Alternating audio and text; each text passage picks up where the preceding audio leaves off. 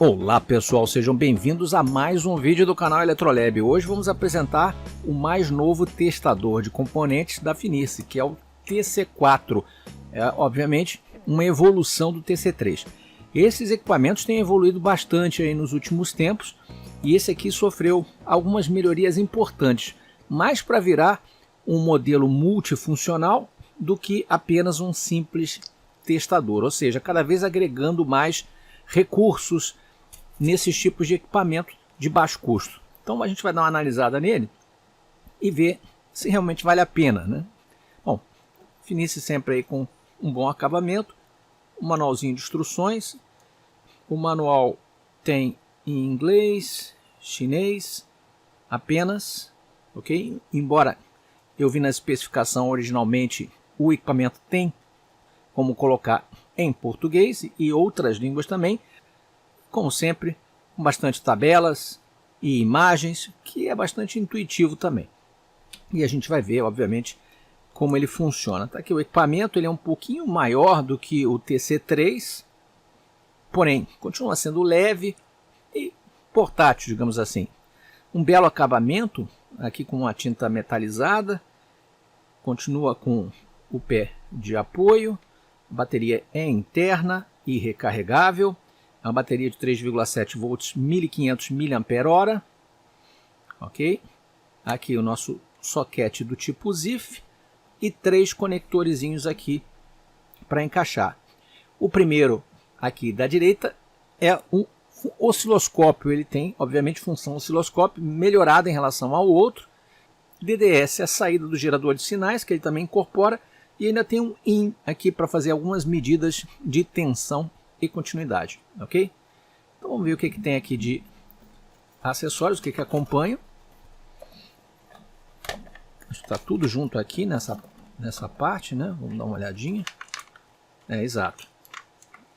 Bom, ele vem um cabo garra-garra com conector específico aqui para essa parte aqui de IN ou para a saída do gerador de sinais, que é esse aqui, ó, DDS, ok?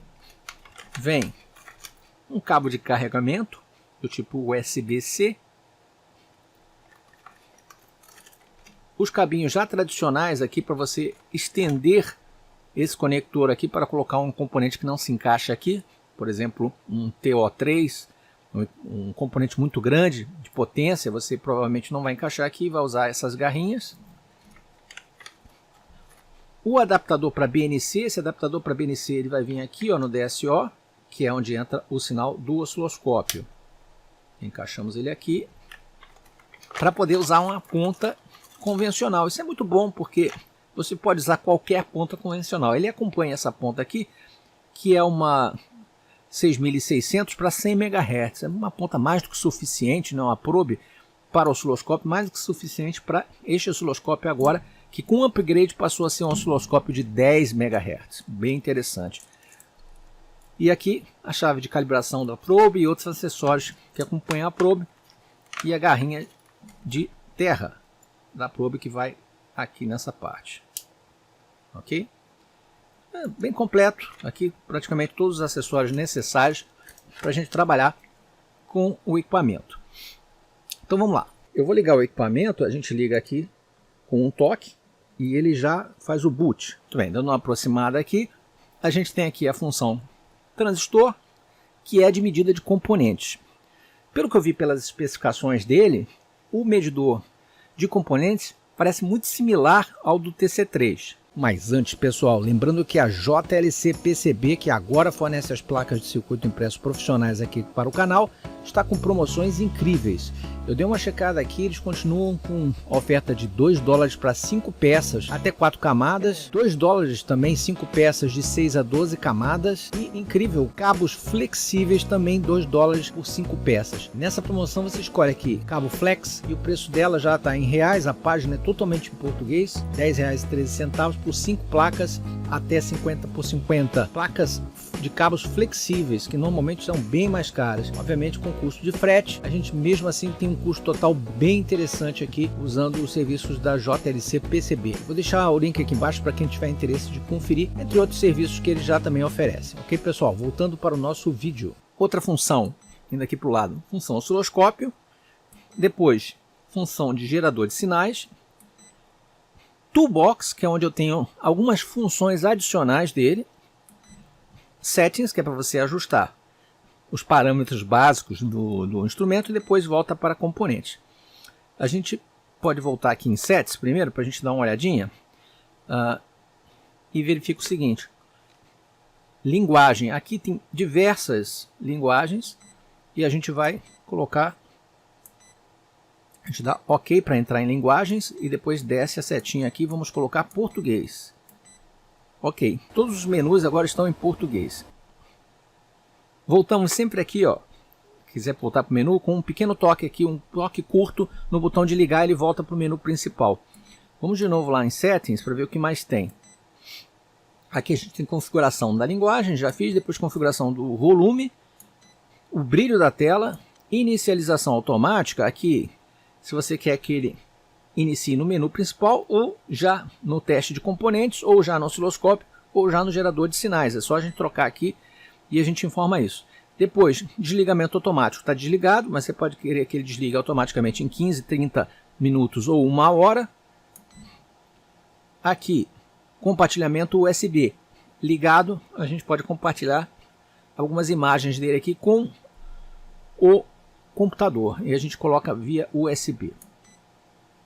E aqui as versões de software do produto, ok? Voltando aqui com um toque, voltamos para agora o Settings, que virou configuração. Com relação às especificações, vamos ver o que a gente tem de novo aqui no TC4.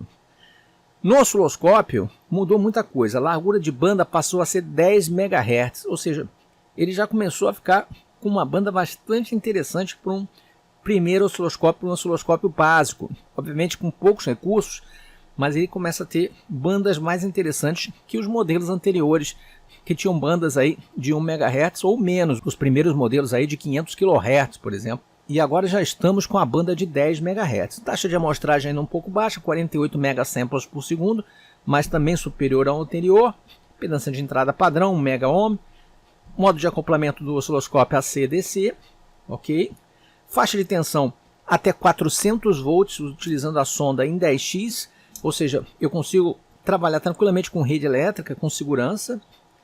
Sensibilidade vertical 10 mV por divisão, até 10 volts por divisão. E a escala de tempo de 50 nanosegundos por divisão até 20 segundos por divisão. Bem razoável, né? Modos de trigger automático, normal e single, isso é bom.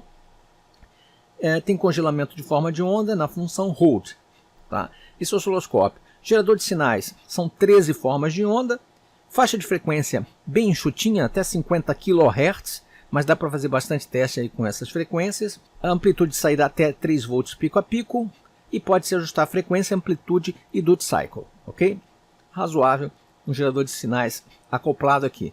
E o mais interessante é o próprio testador de componentes, com identificação automática de diodos, transistores, resistores, capacitores, indutores, MOSFETs, SCRs, diodo Zener e outros. Além disso, ele tem também decodificação de controle remoto de infravermelho, o que o outro modelo também já tinha. E mais algumas funções adicionais. A tela é uma telinha bem razoável aqui de 2,8 polegadas, TFT, pesa 186 gramas e tem a função de captura e armazenamento de forma de onda para análise posterior, que é quando a gente passa pelo USB. Ele deve gravar uns BMPs aqui e a gente joga e analisa no computador, por exemplo. Vamos começar aqui com o testador de componente, que é o que mais a gente utiliza esse tipo de equipamento. Então eu vou fazer aqui alguns testes com alguns componentes e ver se ele responde bem. Pelas especificações parece que ele deve responder no mesmo nível do TC3. Não sei, terei que fazer uma comparação para ver se um identifica melhor do que o outro. Mas a princípio vamos testar nesse modelo aqui alguns componentes. Ok, pessoal, então vamos lá fazer teste aqui nos componentes mais comuns aqui e verificar o desempenho dele. Com relação as capacidades dos componentes, vamos dar uma olhadinha aqui no manual.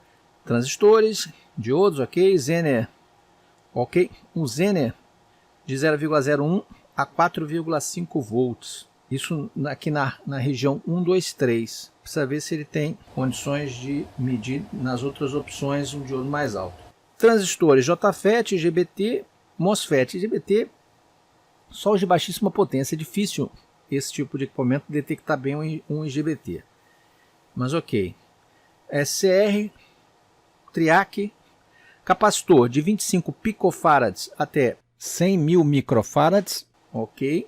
Resistor de 0,01 ohm a 50 mega ohms, indutor 10 microhenries a 1000 microhenries. Além disso, o sensor de temperatura DS18B20 e o sensor de temperatura e umidade DHT11, muito utilizado aí em sistemas de automação. Okay? Ele tem isso nas funções adicionais, elas não ficam aqui nas funções normais de teste. Então vamos ver como é que ele funciona bem.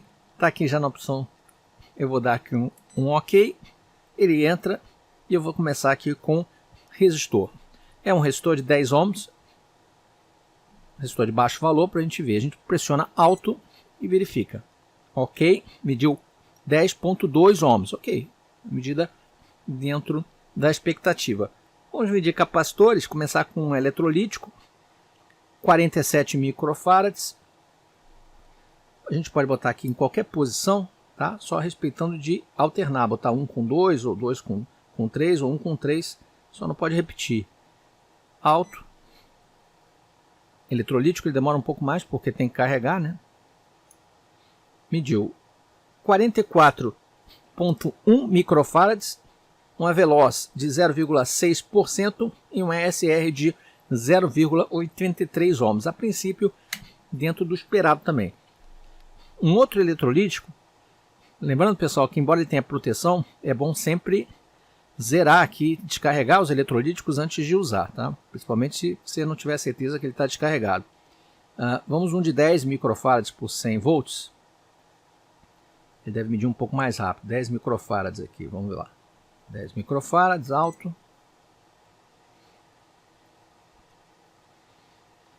Ok, 9,22 micro com veloz de 0,2% e ESR 1,45 ohms, também dentro da expectativa.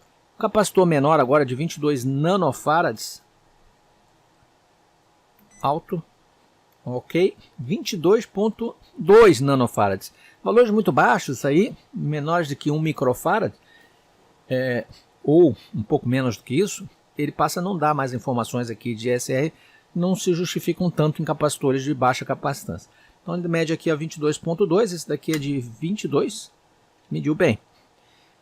Vamos partir para os diodos, então, um diodo convencional de retificação, vamos botar aqui, alto, identificou com a tensão direta de 580 milivolts, a corrente reversa aqui de 1050 nanoamperes e a capacitância de 10 picofarads, ok? Mediu bem, identificou também a polaridade aqui, o cátodo no 1 e o anodo no 2. Medindo agora um LED, em qualquer posição, tá pessoal? Ele não vai identificar que é um LED, mas provavelmente, olha, ele piscou aqui, identificou obviamente que é um diodo, mas ele colocou a tensão direta de 1,8 volts, aí você descobre qual é a tensão do LED aqui. A corrente reversa de 13 nanoamperes e capacitância de 19 picofarads. Boas informações aí do diodo. Indutor 100 microhenries. 100 microhenries. Ok. Alto. Identificou um indutor 0,11 milihenries, que dá 110 microhenries, mediu bem. E a resistência dele, 1,9 ohms. Mediu bem o indutorzinho aqui. Agora, um outro indutor bem menor, de 8,2 microhenries. Vamos ver como é que ele mede isso daqui. 8,2 microhenries. Mediu 9,2, um pouquinho acima, com 1,2 ohms de resistência. Ok, vamos para os semicondutores aqui, do tipo transistor e outros. Transistores pequenos, vamos pegar aqui esses transistores tipo BC. O bom é que ele identifica a pinagem. Às vezes você não está com pressa de procurar no datasheet, aqui ó, ele já indica para você que o 1 é o emissor, o 2 é a base e o 3 é o coletor, caso você não saiba de cabeça.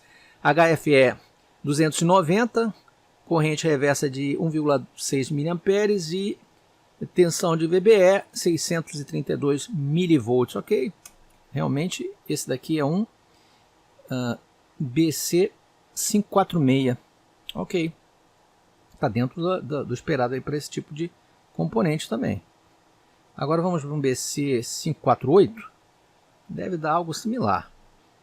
Deu HFE 281, IR 2,5 mA, VBE 640, ok. É pinagem correta também.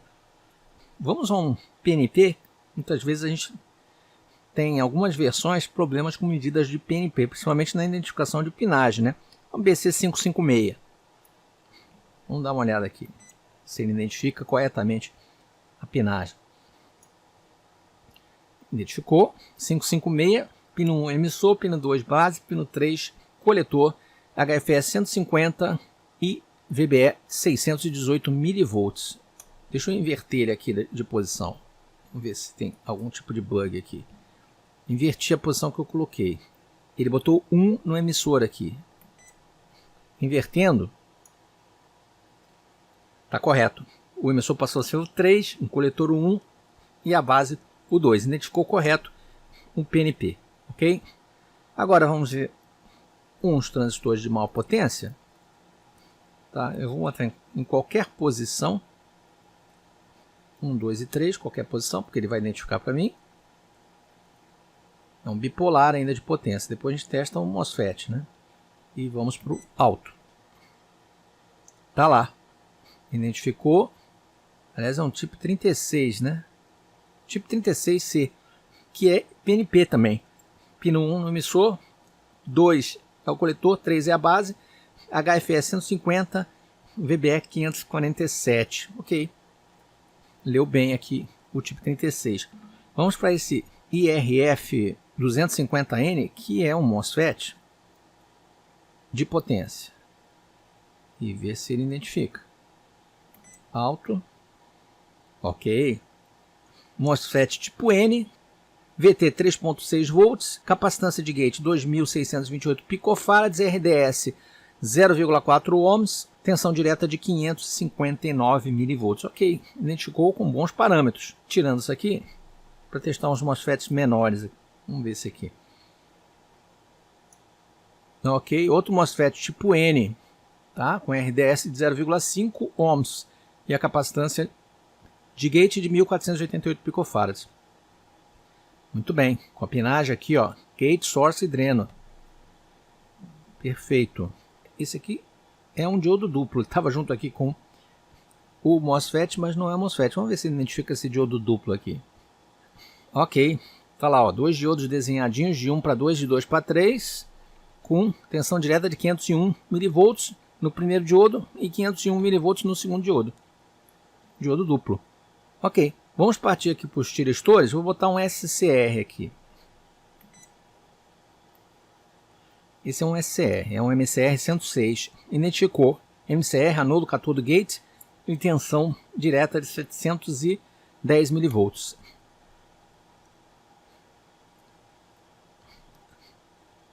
Vou botar um triac agora. Tá lá. Identificou um triac. Esse aqui é um BT137.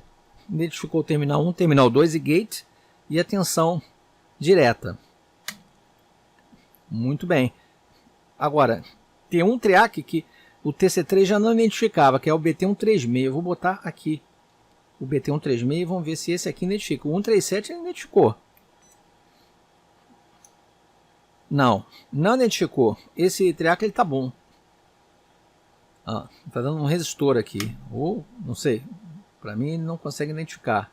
Bom, aqui nessa outra função, se eu sair daqui para o menu, nas funções da caixa de ferramentas, eu tenho aqui um teste de Zener. Eu vou testar agora de novo o Zener aqui em KA, aqui embaixo, e vamos ver se ele dá algum resultado, pelo menos com esse Zener aqui. Olha, aqui ele funciona 23,5 volts, é um Zener de alto valor. Lá ele só funciona até 4,5 volts, mas aqui ele pega uma tensão mais alta. Vamos ver esse aqui.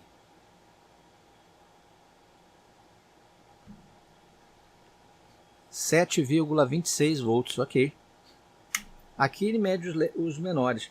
Eu tenho um identificado aqui, ó, de 10 volts. Aqui, 10 volts. Vamos dar uma testada aqui. Esse aqui então é conhecido, 10 volts, e ver quanto é que ele mede. Catoda, anodo. Ó, 10,020, perfeito.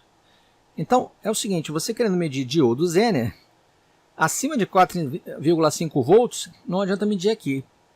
Tem que vir aqui na função da caixa de ferramentas e explorar esse recurso que ele tem a mais de medir os Zeners de alto valor. Tá lá na função de medição geral, ele é limitado a 4,5 volts, aí não vale a pena tentar. Aqui mesmo ele tem as funções do teste dos sensores de temperatura e umidade.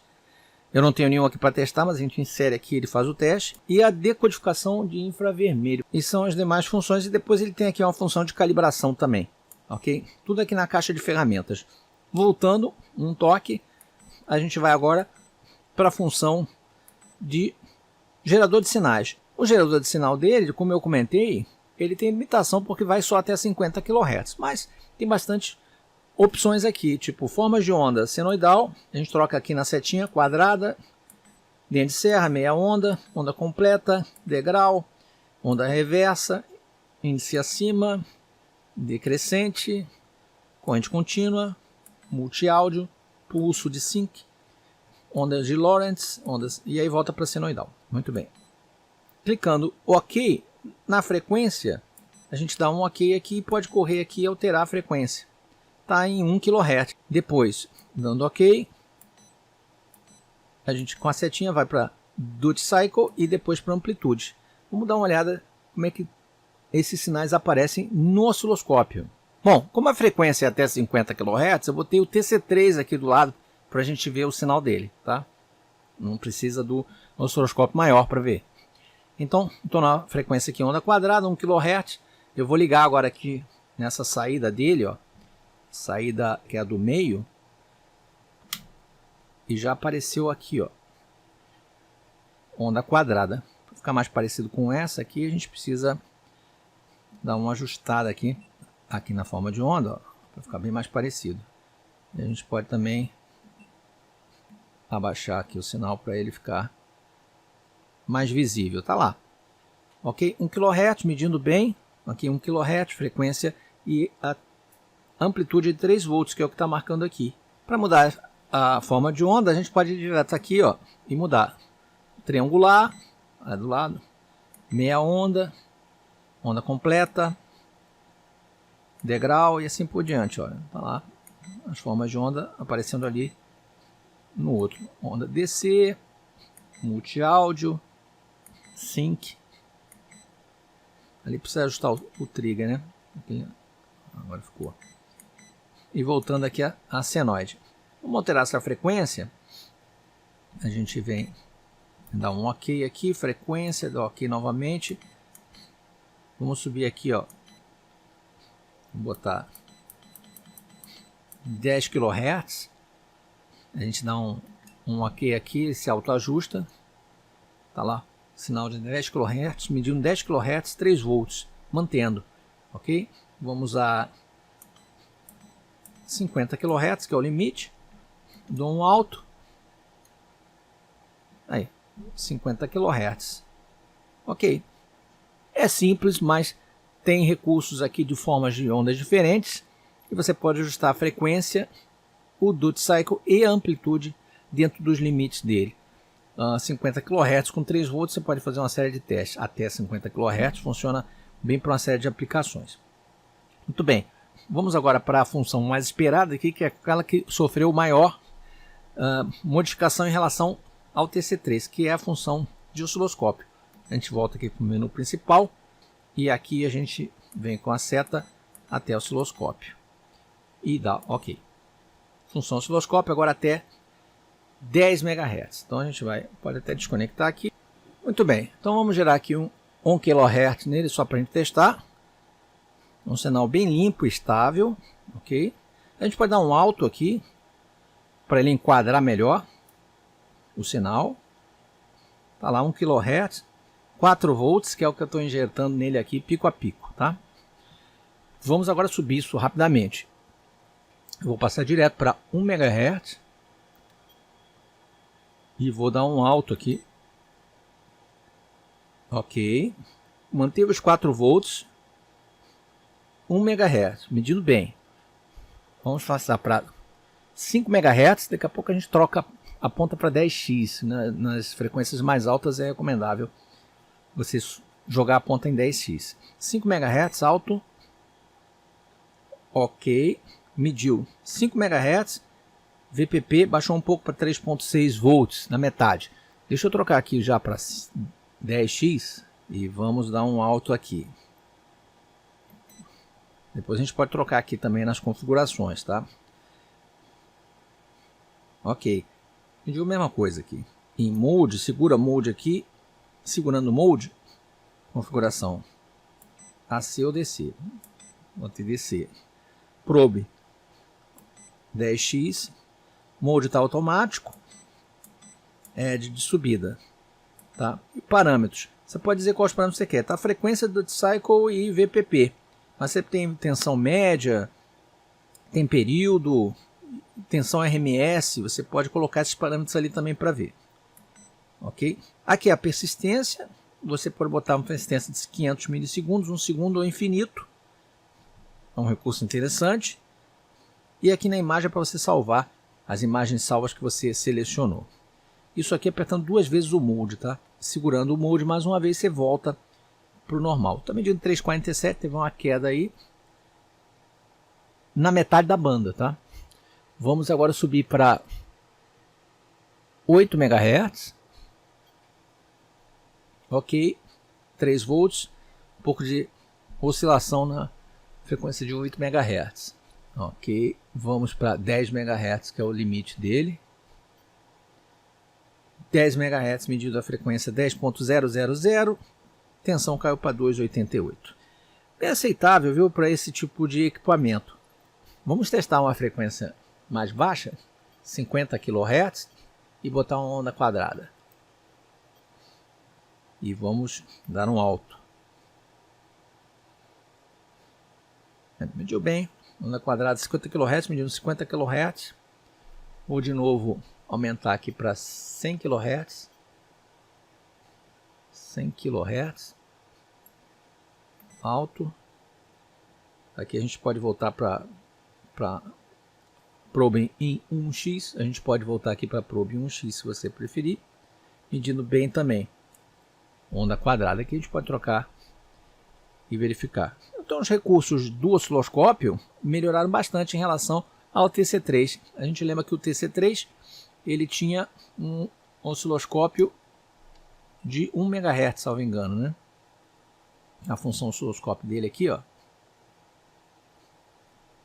A gente pode até comparar um com o outro. Vamos botar aqui 5 MHz. Senoide e dar um alto. Tá aí, 5 MHz alto, senoide. Eu vou colocar aqui no TC3, o mesmo sinal. E vou dar um alto aqui, né?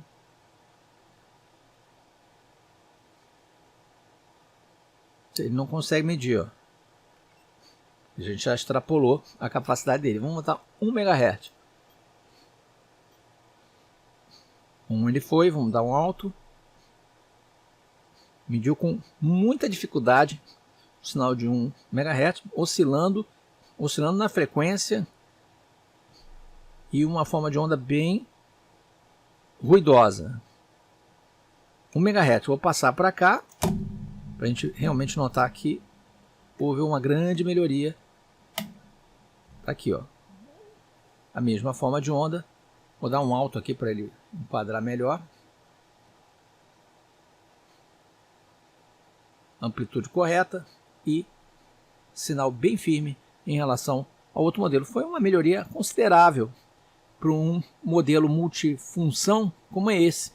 Normalmente a gente adquire esses produtos para medir componente. Eu acho que é a função primordial, porque existem vários modelos de osciloscópio portáteis no mercado que tem mais recursos, até mesmo os de baixa capacidade de banda, aqueles com 10 MHz, com 20 MHz, com ótimos recursos porque são dedicados à função de osciloscópio.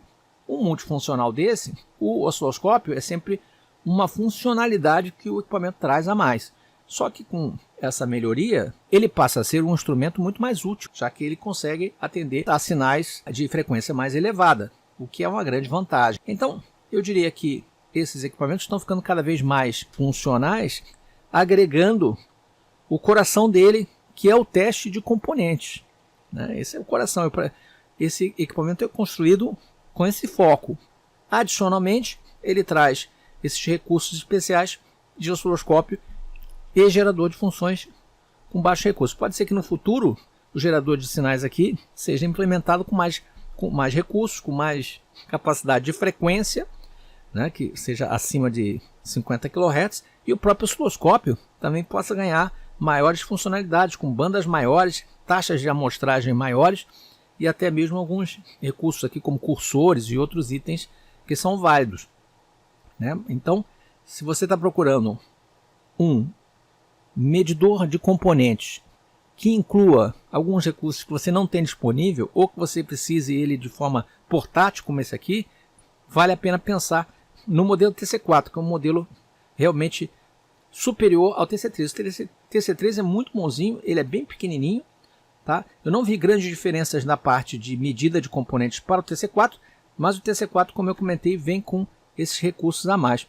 Para finalizar, pessoal, vamos medir a rede elétrica. O equipamento portátil a gente pode fazer com mais tranquilidade. Uma coisa importante é a gente deixar a probe em 10x aqui, né? Porque eu vou trabalhar com tensões elevadas. Ok, vou ligar aqui e vamos dar um alto aqui.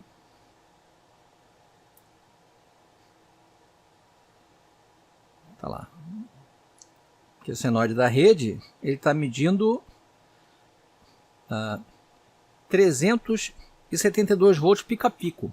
Vamos lá entrar com tensão RMS, que é um parâmetro aqui muito importante. RMS ok.